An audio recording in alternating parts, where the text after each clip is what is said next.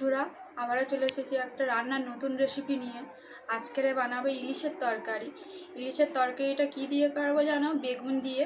তোমরা দেখতে থাকো রান্নাটা। রান্নাঘরে চলে এসেছি। এবার দেখো, ইলিশ মাছটাকে আমরা মশলা মাখিয়ে রেখেছি। চেরা বেগুন কেটে নিয়েছি, আলু কেটে নিয়েছি। চলো গ্যাসের কাছে যাওয়া যাক। গ্যাসের কাছে চলে এসেছি আমরা। এবার কড়াইটা বসানো হয়ে গেছে। এবার আমরা গ্যাসটা জ্বালিয়ে নেব। গ্যাসটা জ্বালিয়ে মাছগুলোকে ভেজে নেব। এবার তেলটাকে একটু নাড়িয়ে নেব। নাড়িয়ে নিয়ে মাছগুলোকে ভেজে নেব। একটু গরম হোক, গরম গরম তেল হলে তারপরে ইলিশ মাছটাকে দিতে হবে, নাহলে ইলিশ মাছ কড়াইতে ধরে যেতে পারে। ওই জন্য একটু বেশি করে গরম হলে তারপরে আমরা মাছটাকে ছেড়ে দেব। আমাদের তেলটা গরম হয়ে গেছে। এবার ইলিশ মাছের পিসগুলোকে আমরা ভেজে নেব।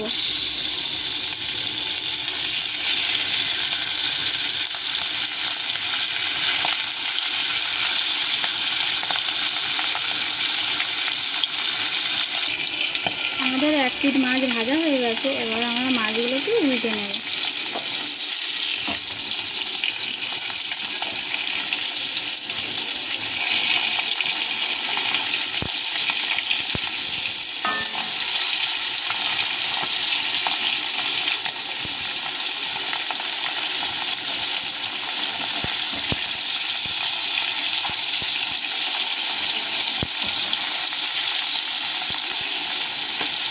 আমরা মাছগুলো বেশি কড়া করে ভাজবো না, কিন্তু এরকম মিডিয়াম ভালো করে ভাজবে। ভেজে আমরা তুলে নেব।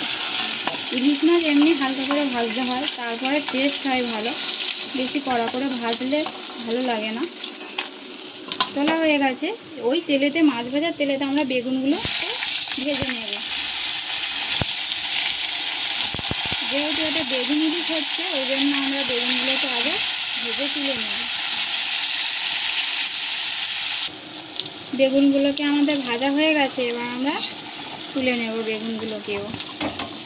দেখো, বেগুনগুলো আমরা লাল লাল করে ভেজে নিয়েছি। বেগুনগুলো আমরা ফুটন্ত তরকারিই দেব, ওই জন্য সুন্দর করে ভেজে নিলাম। ওই তেলেতে আমরা কালো জিরে দিয়ে দেব।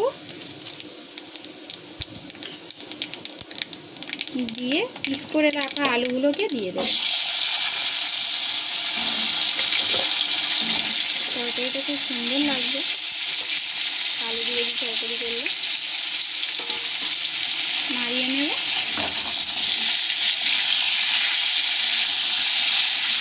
দেখো,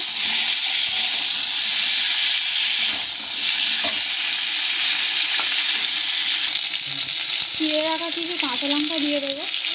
এইটা আমাদের কাঁচা লঙ্কা দিয়ে তরকারিটা হবে। আমাদের আলুগুলো লাল লাল করে ভাজা হয়ে গেছে।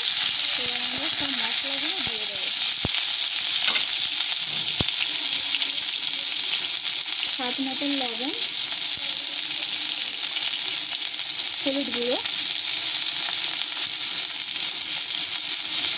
একটু ধনের গুঁড়ো আর একটু জিরের গুঁড়ো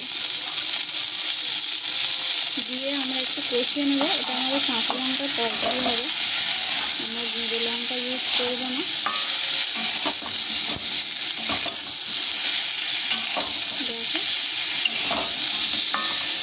দেখো, কষিয়ে নেবো এমন সুন্দর করে।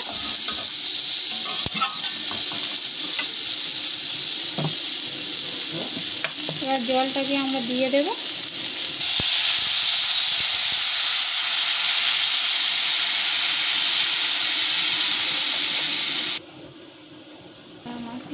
দেখো, আমাদের তরকারিটা ফুটে গেছে। এবার আমরা ভেজে রাখা বেগুনগুলো একের পর এক দিয়ে দেব।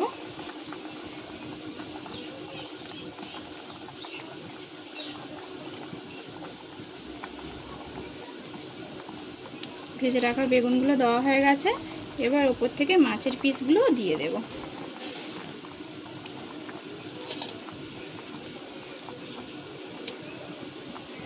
দেওয়া হয়ে গেছে। এবার আমরা ঢাকা দিয়ে দেব।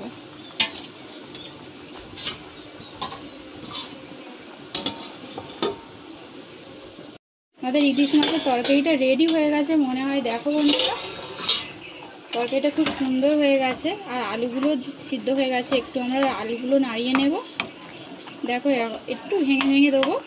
আর বেগুনগুলো দেখো বন্ধুরা ভেজে নিয়েছিলাম বলে পুরো গোটা গোটা খুব সুন্দরভাবে আছে। এবার আমরা লাবিয়ে নেব তরকারিটা, ইলিশ মাছের রেসিপিটা লাবিয়ে নিলাম।